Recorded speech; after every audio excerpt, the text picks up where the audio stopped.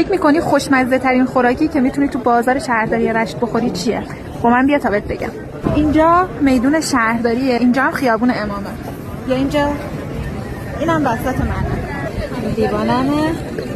باد خیلی شدید میاد. دیدی؟ اولین کاری که میکنیم یه موز برمی‌داریم.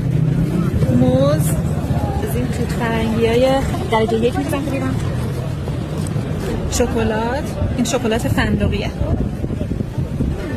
باد شکلات رو میبره، میبینید؟ هوا سرد خود میاد.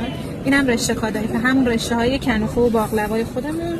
اصلا شیرین نیست، مزه‌ای نداره، ولی ترکیبش با نوتلا خیلی خوشمزه میشه. توت فرنگی، دوباره شکلات،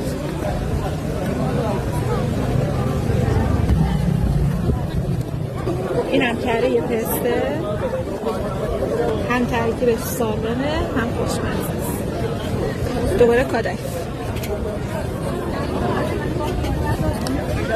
بفرمایید. این هم خوشمزه ترین ترکیبی که میشه تو بازار شهرداری رشت خورد.